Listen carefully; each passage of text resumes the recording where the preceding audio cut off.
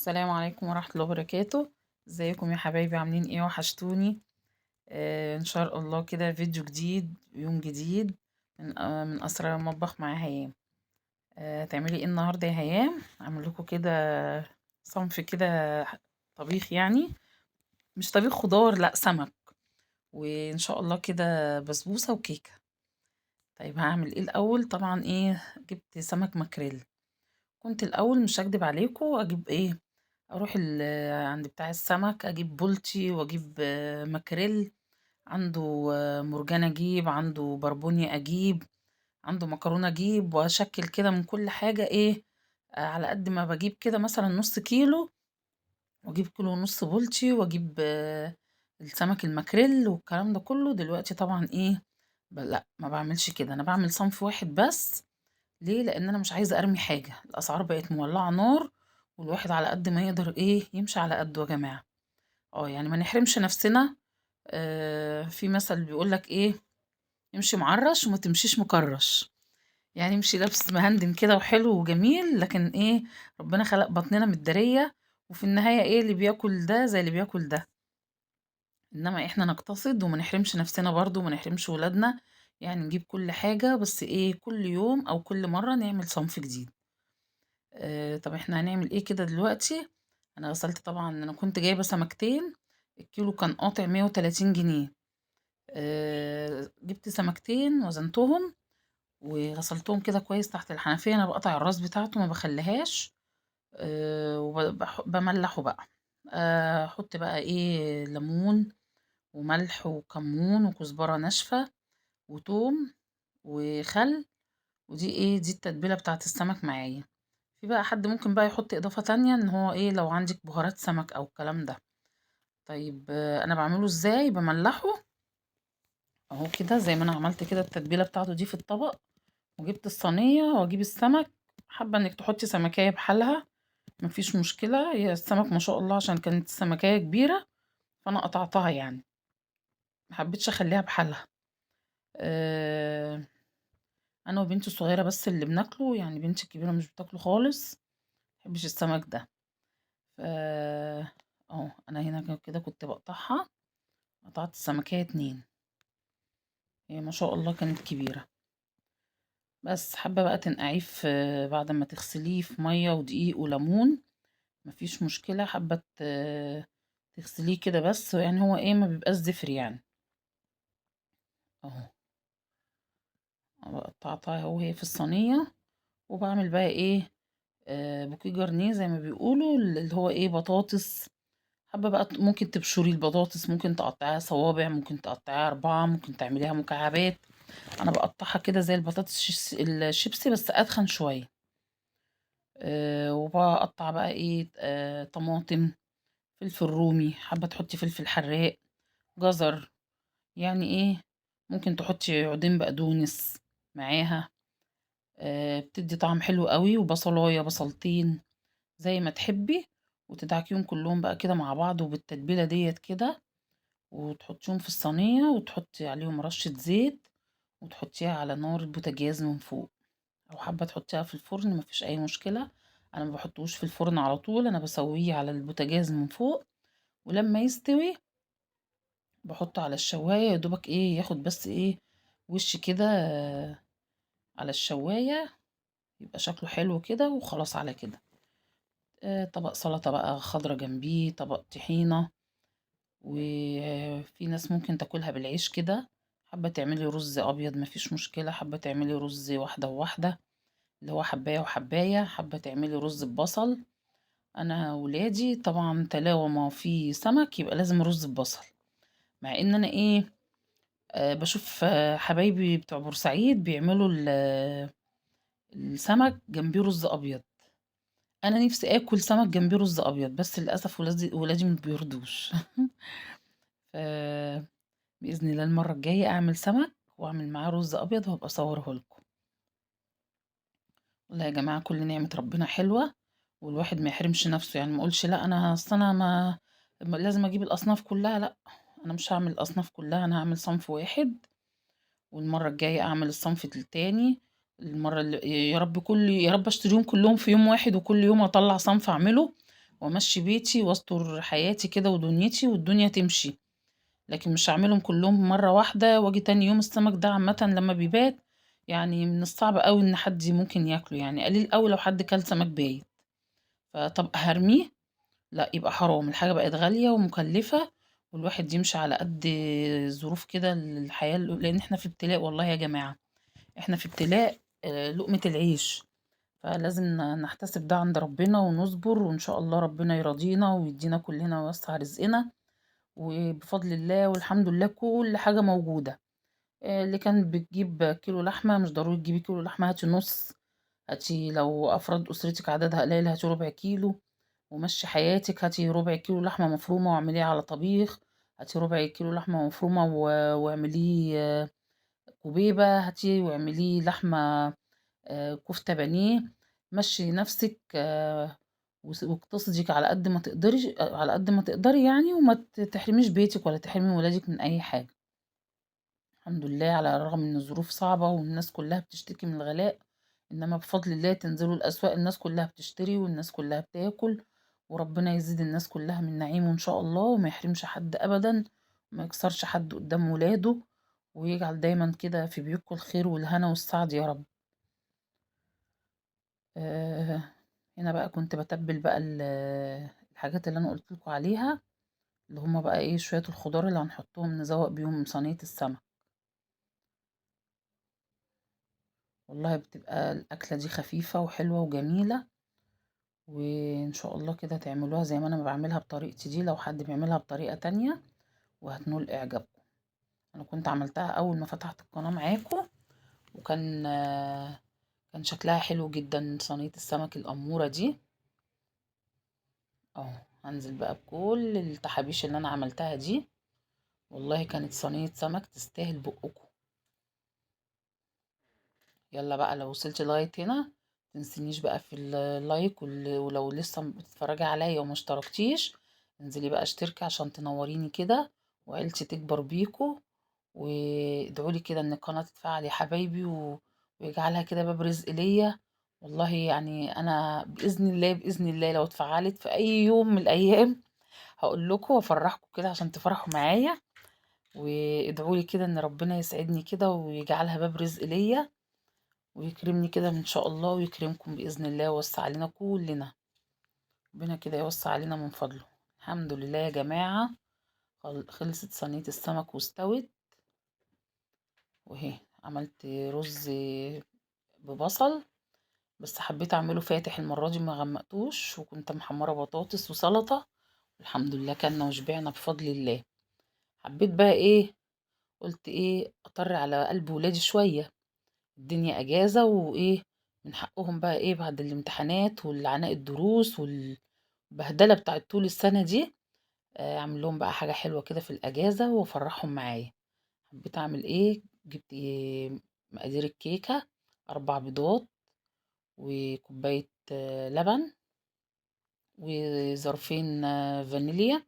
لو عندك فانيليا سايلة حطي، عندك فانيليا كده اللي هي البودر دي غير البواكي دي السايبة اللي بتبقى برضو عند العطار، مفيش اي مشكلة، اي حاجة تقضي على الزفارة. حابة تعمليها بالبرتقال ممكن تعصري برتقاناية، ممكن تعملي البرتقانية بالمبشرة وتبشريها. انا كده بضرب البيض الاول في الخلاط، لما يغير لونه كده مع الفانيليا بنزل بقى ببقية السوائل. دي كوباية لبن، كوباية الا ربع كده زيت اهو، وبحط كوبايتين سكر اهو. ادي اول واحدة، ودي التانية هحطها اهو دلوقتي. يبقى كوباية لبن، كوبايتين سكر، و3 كوبايات دقيق، وكيس بيكنج باودر اهو. الدقيق بقى ايه تنخليه علشان يدخل كده هوا في الدقيق، فيخلي الكيكة بتاعتك هشة وحلوة كده. اول كوباية نخلتها، دي كده تاني كوباية. الكيكة بتاعتك هي دي المقادير المظبوطة اللي تطلع لك كيكاية 10/10. جربيها وعلى ضمانتي. ما بعملش الكيكة بتاعتي غير بالطريقة دي والله، تبقى هشة وجميلة وهتشوفوا برضو سمكها وارتفاعها دلوقتي قد ايه. وصينية كبيرة على فكرة مش صغيرة، انا عاملاها في اكبر مقاس من الصينية اللي هي المستطيلة. اهو 3 كوبايات دقيق. كنت ضربت بقى كل السوائل في الخلاط، وهو كده نزلت بالبيكنج باودر اهو. تقدري تقلبيه او ما تقلبهوش، وتروحي نازله بقى ايه بالمواد السائله كلها. تدهني بقى الصينيه بتاعتك سمنه او زيت، وتحط لها دقيق، بس بلاش تحطي في الجناب، لان الجناب لما بتحطي فيها بتمنع الكيكه انها ترتفع. دي معلومه يعني ايه انا معتمداها، وحبيت ان انا اعرفها لكم عشان برضو ايه تعملوا زيي. اهي قلبي بقى الكيكه كده. على فكره انا من النوع لما احب اوصف لحد حاجه اقول له الوصفه بما يرضي الله والله. ما عنديش ان انا ايه لا اخبي حاجه دي تبقى ليا عشان التست ده يبقى في الحاجه بتاعتي عشان ما حد يدوقها، لا. لازم ما نعرف حاجه نعلم بعض وكلنا نستفاد، واللي يقول معلومه يقول المعلومه بما يرضي الله. اهي تقدري بقى ممكن تحطي نص معلقه خل صغيره، برضو بتفتح الكيكه، بس بالامانه انا ما حطيتش خل، وهيطلع برضو لونها فاتح وجميله وما فيهاش اي حاجه وزي الفل. طعمها طلع زي العسل، برضه تستاهل بقكم. اهي كنت بقى حطيت في الصينيه كده سمنه، ما حطيتش زيت، ورشه دقيق كده، ويلا على الفرن. اهي كيكه بيضه اهي وجميله وزي العسل. الف هنا وشفا للي كل، والف هنا وشفا للي يشوفها يا رب.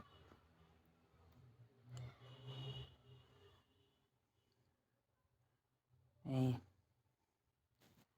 اهي ده مقاس كده الصينيه مستطيله اكبر مقاس، وهتستوي وهتطلع جميله زي الفل. طب اسكت انا بقى تاني؟ لا ما اسكتش.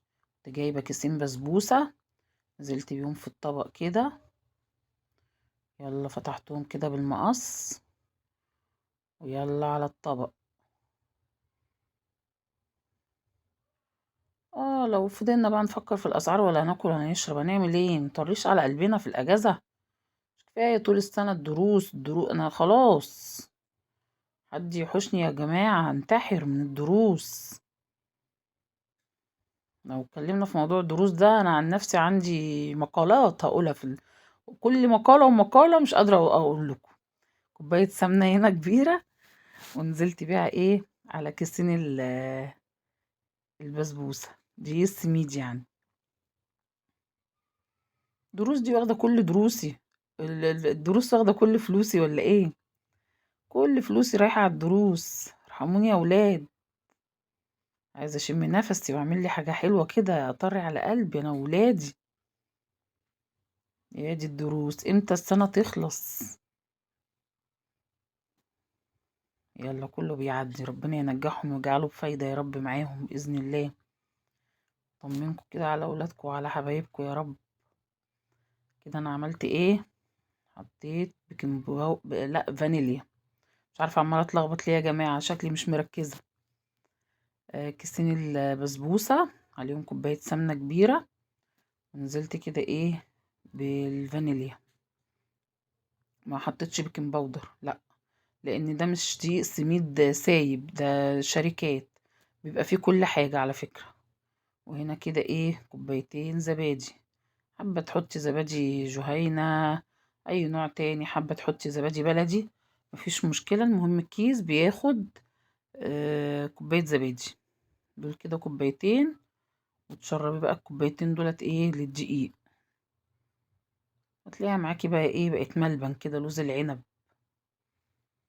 دهني برضو الصينية بتاعتك سمنة، وتروحي نازلة بالمقادير دي، وتعملي بقى الشربات. كوبايتين سكر وكوبايتين مية وعصرة ليمونة، وتحطيهم على النار وما تقلبهمش. هتغلي، او ممكن تحطي فانيليا مكان الليمون، تاخد غلوتين كده اهو وتدفع عليها. تطلع من الفرن البسبوسة سخنة والشربات سخن، وتروحي نازلة عليها كده تلاقيها بتبقبق كده، شربت الشربات كله مرة واحدة، تعرفي ان البسبوسة بتاعتك ناجحة 100%، وجايبة مجموع عالي كمان. اهي كده ايه البسبوسة بقت ايه، حاجة كده حكاية اهي، عاملة زي العجينة، طرية كده ومتشربة من كل المكونات اللي احنا حطيناها عشان تبقى مخدومة كده كويس. يلا يا جميلة انت وهي، فريدي بقى البسبوسة كده في الصينية. اشتركتوا في القناة ولا لأ؟ يلا اشتركوا كده واعملوا لي مشاركة كده لحبايبكم واصحابكم. يلا يا حبايبي، احنا المفروض ستات ونشجع بعض، انما احنا نبقى ستات كده وما نساعدش بعضينا؟ بالله عليكم ينفع؟ يعني انا اساعدكم كده وافرجكم كده على بيتي ومطبخي واقول لكم بعمل ايه واوريكم البسبوسه بتاعتي والكيكه بتاعتي وانتم ما تنجحونيش؟ اهي، ايه رايكم بقى؟ ايه استوت؟ يلا اتفضلوا معايا، استوت اهي وبقت حاجه ايه. هغرفها لكم بقى دلوقتي واوريكم، ما هنش عليا اعملها كده من غير ما اقطعها كده واوريكم كده شكلها بعد ما استوت معايا. كنت ممكن اقول لكم ايه، وادي البسبوسه وادي، لكن لا ما ينفعش، لازم برضو تفرحوا معايا كده وتشوفوا الحاجات اللي انا عملتها كانت نتيجتها ايه.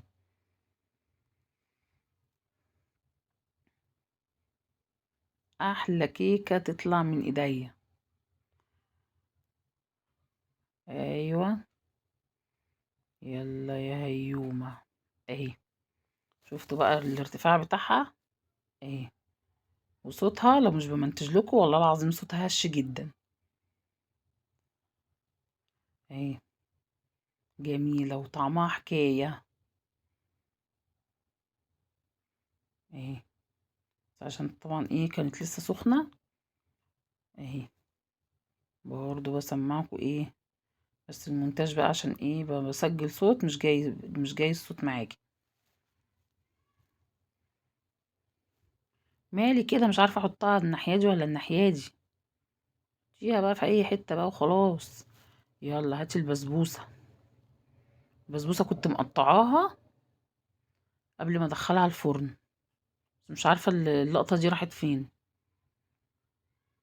اه بمشي تاني بقى ايه على التقطيع اللي انا كنت مقطعاه قبل ما ادخلها الفرن، وايه بزود عليها يعني، بروح مقطعاها كده. طلعت برضو بسبوسه ايه حكايه الحكايات.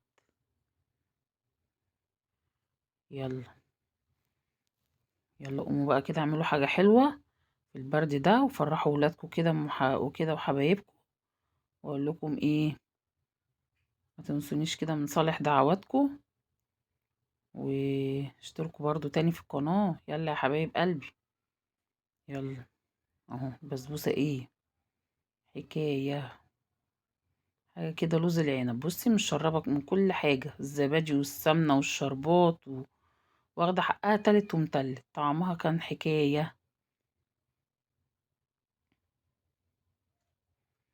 يلا السلام عليكم ورحمة الله وبركاته، باي باي.